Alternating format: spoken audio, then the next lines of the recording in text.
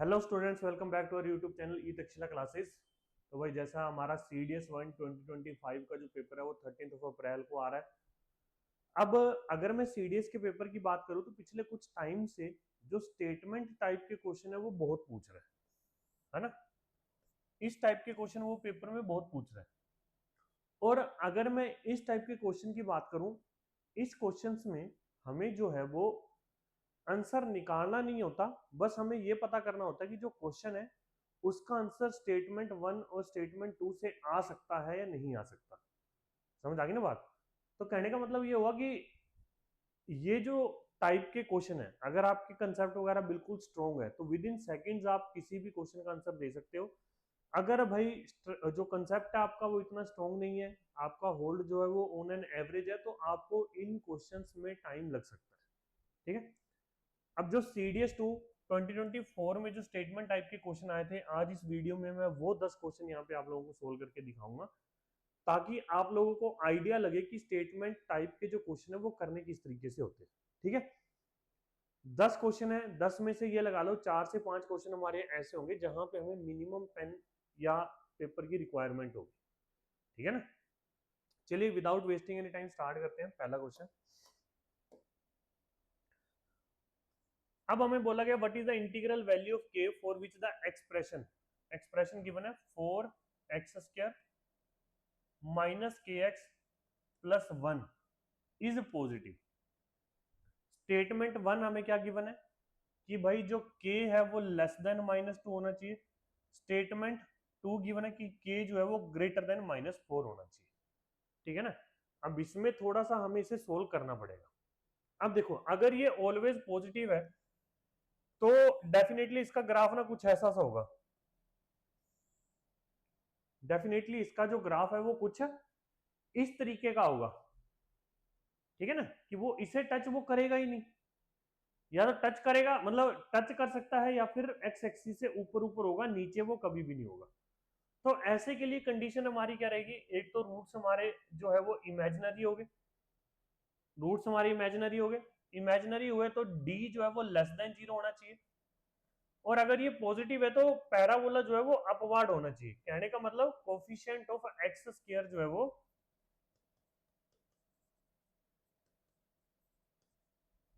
>0 होना चाहिए या पॉजिटिव होना चाहिए। तो वो कंडीशन तो मुझे दिख रही है कि पॉजिटिव है। अब बस इस कंडीशन को मैं चेक कर लेता हूं कि जो डिस्क्रिमिनेंट है वो <0 है या नहीं है। ठीक है। अब 4x² माइनस KX+1, तो डिस्क्रिमिनेंट 0 से कम होना चाहिए, which means B² minus 4AC। तो यहां पे हमारा बन जाएगा ये K² माइनस 16 <0, तो K² जो है वो <16 होना चाहिए। तो यहां पे जो K की रेंज आएगी ना वो +4 से -4 आ जाएगी। ठीक है ना, इतनी आ जाएगी। स्टेटमेंट 1 हमें क्या गिवन था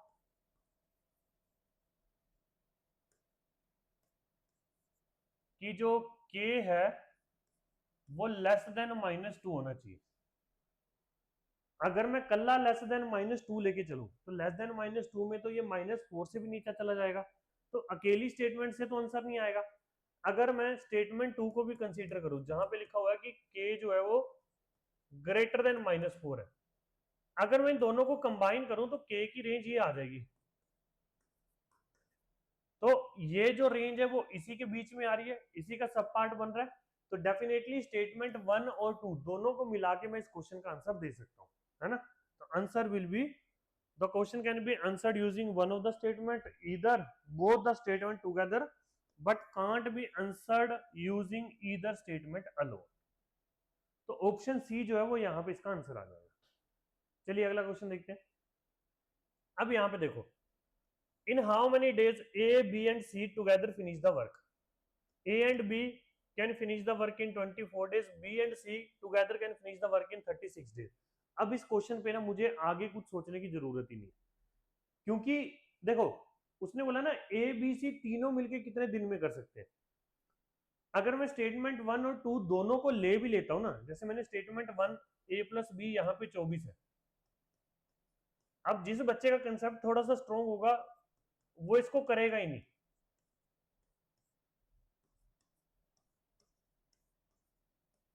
तो मेरे पास 3 जो है वो ए प्लस बी की एफिशिएंसी आई और 2 जो आ रहा है वो बी प्लस सी की एफिशिएंसी आ रही है, ठीक है ना। बट मुझे चाहिए इन तीनों की एफिशिएंसी का सम, तो इन तीनों की एफिशिएंसी का सम मैं यहां से निकाल ही नहीं सकता, तो जब मैं यहां से सम नहीं निकाल सकता तो मैं इस क्वेश्चन का आंसर भी नहीं दे सकता। तो option D will be the right answer, the question can't be answered even by using both the statement together. समझ आ गई बात। नेक्स्ट क्वेश्चन देखते हैं, can we have a common solution which is prime. देखो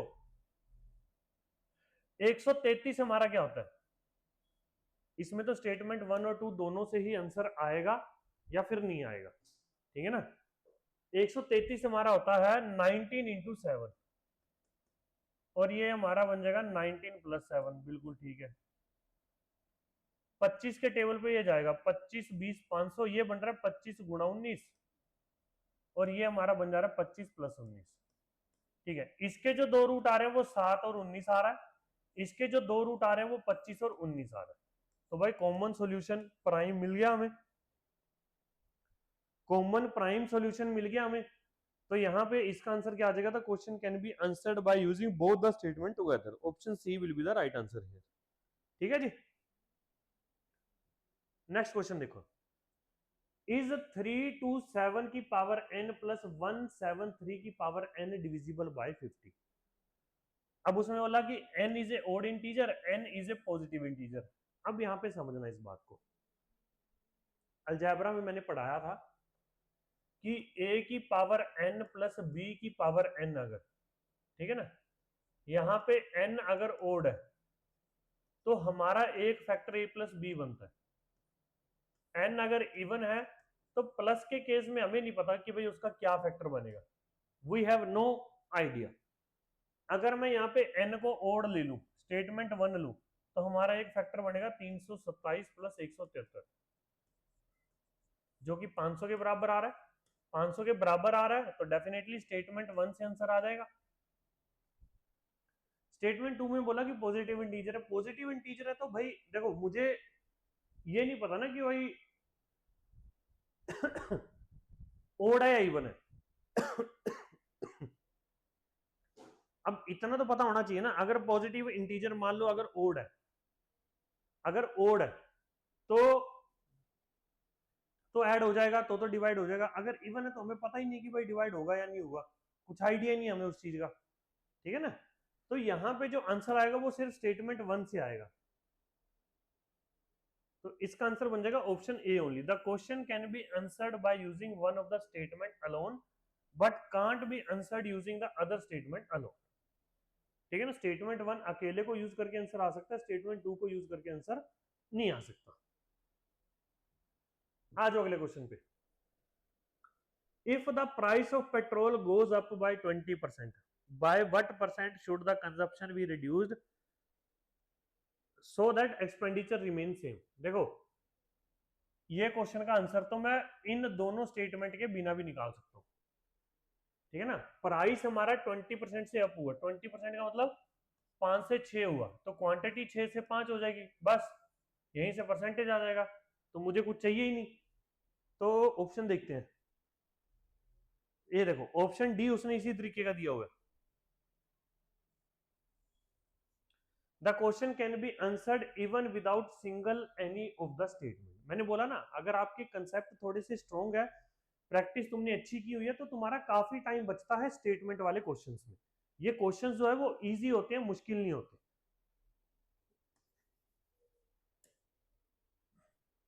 अगला देखते हैं, the ratio of P's salary to Q's salary is 6:5, how much P's expenditure. Saving का रेशियो दे रखा है, एक्सपेंडिचर का रेशियो दे रखा है, इसका भी आंसर नहीं मैं निकाल सकता। सिंपल शब्दों में बात यह है, देखो इनकम सैलरी दे रखी है 6 और 5, मान लो मैंने इसे मान लिया 6A और इसे मान लिया 5A, ठीक है। सेविंग का रेशियो दे रखा है 3:2, तो मैंने इसे मान लिया मान लो 3x और 2x। एक्सपेंडिचर का रेशियो हमें दे रखा है 1:1, तो मैंने y और y मान लिया, ठीक है।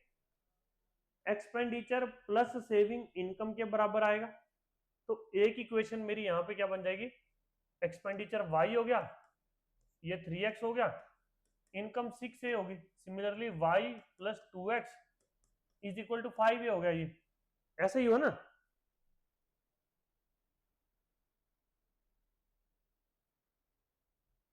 अच्छा यहां पे एक चीज हो सकती है, देखो अगर मैं इन्हें माइनस करूं, y से y कट गया, x की वैल्यू आ गई a, x की वैल्यू आ गई a, हमसे पूछा क्या गया, how much p is expenditure. अच्छा सारा कुछ रेशियो में ही दिया हुआ है, देखो सारा कुछ जो है वो रेशियो में दे रखा है, तो वैल्यू तो मैं वैसे नहीं निकाल सकता यहाँ पे, एक एटलीस्ट कोई एक वैल्यू तो हमें गिवन होनी थी ना, तभी तो मैं बाकी की वैल्यू निकाल सकता था। तो यहां पे आंसर आ जाएगा ऑप्शन डी। मैं दोनों स्टेटमेंट को यूज करके भी इसका आंसर नहीं निकाल सकता, सिर्फ रेशियो रेशियो हमें दे रखी है, रेशियो रेशियो से या तो मैं परसेंटेज चेंज निकाल सकता हूं या फिर मैं दूसरी रेशियो निकाल सकता हूं, सिर्फ रेशियो से मैं वैल्यू नहीं निकाल सकता। आ जाओ अगले क्वेश्चन पे। The largest of 5 different integer is 8 and least is 2, what is the average of these integer. सबसे छोटा 2 है, सबसे बड़ा 8 है, सबसे छोटा 2 है और सबसे बड़ा 8 है। अब इनके बीच में कौन कौन से इंटीजर बच गए, 3 4 5 6 और 7। हमसे उसने एवरेज बोला, उसने बोला the sum of all the 5 integer is a multiple of 5। अब देखो केस क्या क्या बन सकते हैं कि अगर मैं, मुझे अब 3 नंबर यहां पे चाहिए ना, 8 और 2 10, 10 तो ऑलरेडी है, इन 3 नंबर का सम या तो 10 होना चाहिए या 15 होना चाहिए, है ना। तो देखो 10 बन सकता है,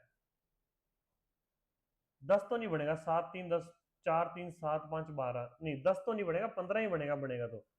अब 15 के लिए जो केस बन रहा है या तो हो सकता है 4 5 6, या फिर केस बन सकता है हमारा 3 5 7, इन दोनों के अलावा कोई सा भी केस नहीं बनेगा हमारा। और अगर मैं इन दोनों के केस में देखूं, क्योंकि उसने ना सिर्फ हमसे एवरेज पूछा, इंटीजर कौन कौन से होंगे वो नहीं पूछा, तो इन दोनों के केस में जो सम है, सम बराबर बन रहा है, ये भी 25 बन रहा है, ये भी 25 बन रहा है, तो एवरेज तो आ ही जाएगा ना, मतलब स्टेटमेंट 1 से आंसर बन रहा है हमारा। अगर मैं स्टेटमेंट 2 को देखूं, the number of odd integers is odd, तो उस केस में भी यही दो केस बन रहे, नंबर ऑफ ओड इंटीजर, यहां पे 5 अकेला है, यहां पे 3 5 7, ये भी ओड है, नंबर भी ओड है और नंबर ऑफ ओड्स नंबर भी ओड है, तो यहां पे भी यही दो केस बनेंगे और इन दोनों ही केसों में मैं एवरेज निकाल सकता हूं। तो आंसर हमारा आ जाएगा, question can be answered by using either statement alone, option B only. ठीक है ना।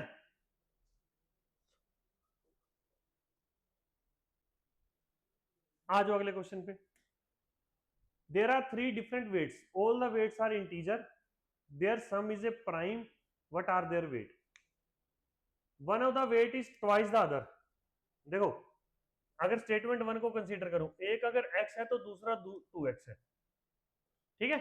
स्टेटमेंट 1 अकेले से तो आंसर नहीं आएगा, फिर उसने बोला one of the weight is thrice the other, तो अब जो तीसरा वेट है ना, अगर मैं दोनों को कंसीडर करूं, जो तीसरा वेट है वो किसी दूसरे का थ्राइस है, तो दो केस बनेंगे, हो सकता है इसका थ्राइस हो या फिर हो सकता है इसी का थ्राइस हो। अगर मैं यहां पे ऐड करके देखूं तो ये 6x बन रहा है, और अगर मैं यहां पे ऐड करके देखूं तो ये 9x बन रहा है। अगर मैं दोनों केसों में x की वैल्यू 1 भी पुट करूं ना, तब भी ये दोनों हमारे जो है वो प्राइम नंबर नहीं बन रहे। तो what are the weights, their sum is a prime, prime number वो बन ही नहीं सकता, तो मतलब कि आंसर जो है वो आ ही नहीं सकता। The question can't be answered even by using both the statement together. ठीक है ना, मैंने दोनों स्टेटमेंट को एक साथ भी पुट करा, बट तब भी हमारा आंसर जो है वो नहीं बन रहा। समझ आ गई ना, क्योंकि जो पहले केस में वेट बन रहा है वो 6 का मल्टीपल बन रहा है, तो 6 का मल्टीपल कभी भी प्राइम नंबर नहीं होगा।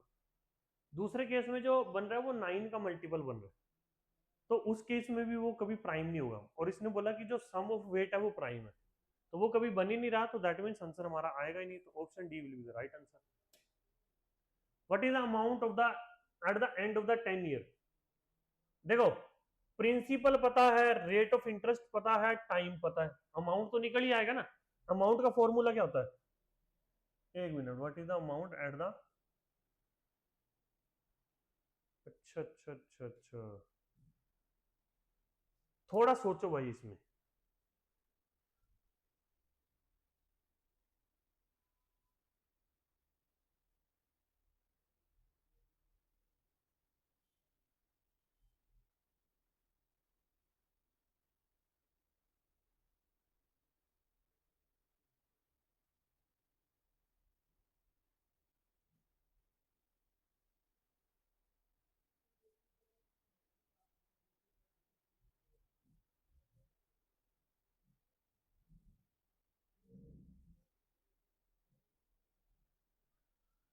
यहां पे ना थोड़ी सी गड़बड़ी है। देखो, सीआई के केस में अमाउंट का फॉर्मूला क्या होता है? प्रिंसिपल इंटू 1 + r/100 की पावर टी।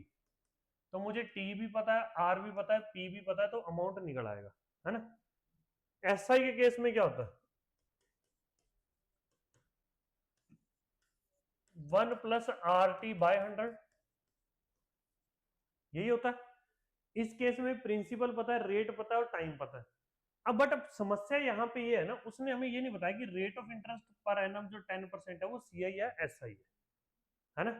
ये चीज हमें नहीं बताई, यहाँ पे समस्या है। बट मैं मान के अगर ये चलूं कि भाई जब कभी ऐसा कुछ नहीं दिया होता ना, तो हम लोग सिंपल इंटरेस्ट मान के चलते हैं कि भाई जो रेट ऑफ इंटरेस्ट है वो सिंपल इंटरेस्ट है, ठीक है ना। तो उस केस में हमारा जो आंसर बनेगा वो बनेगा ऑप्शन सी, कि the answer question can be answered by using both the statement together but can't be answered using either statement alone. बात वही है ना कि इंटरेस्ट चाहे कोई भी हो, बट मैं अमाउंट तो दोनों केसेस में निकाल ही सकता हूँ ना।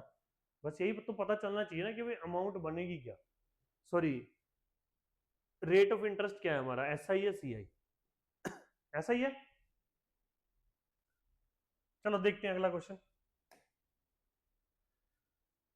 Is P square plus P Q plus Q square odd? Statement one बोला P plus Q is even. अगर P plus Q is even है तो इसके दो केसेस बन सकते हैं, या तो ये ओड प्लस ओड है, या तो ये नंबर इवन प्लस इवन है, ठीक है। अगर मैं पहला केस लेके चलूं, तो उस केस में, ओड वाले केस में, ये भी ओड हो जाएगा, ओड का स्क्वायर, ओड इंटू ओड, ये भी ओड हो जाएगा, और ये भी हमारा ओड हो जाएगा, तो तीनों को ऐड करके आंसर भी ओड आ जाएगा। अगर मैं इवन वाला केस लेके चलूं, तो हर केस में वो even plus even plus even बन जाएगा, तो सम भी इवन आ जाएगा। अगर मैं स्टेटमेंट टू को लेके चलूं, P and Q is odd, P और क्यू ओड तभी होते हैं जब ओड मल्टीप्लाई ओड हम लोग करते हैं। ऊपर दो केस बन रहे थे, या तो ओड या इवन, नीचे सिर्फ एक ही केस बन रहा है। तो अगर मुझे मोर स्पेसिफिक होना है, अकेले स्टेटमेंट टू से भी मैं आंसर निकाल सकता हूं, अकेले स्टेटमेंट टू से भी आंसर निकाल सकता हूं। The question can be answered by using one of the statement alone but can't be answered using the other statement alone, बिल्कुल सही। तो ऑप्शन ए जो है वो यहाँ पे आंसर आ जाए, ठीक है जी। तो आई होप आपको ये वीडियो जो है वो अच्छी लगी होगी। अगर ऐसे ही वीडियोस आपको और चाहिए हमारे 13 अप्रैल से पहले पहले, पेपर से पहले पहले, तो let me know in the comment section. और आज रात यानी कि 9 अप्रैल को रात 10 बजे मैं इसी चैनल पे CDS 2 2024 का जो पूरा पेपर है वो सोल्व करवाऊंगा, ठीक है ना। तो भाई अपना जो है वो टाइम शेड्यूल करके रखना। मिलते हैं आपको रात को 10 बजे, 9 अप्रैल। तब तक के लिए जय हिंद।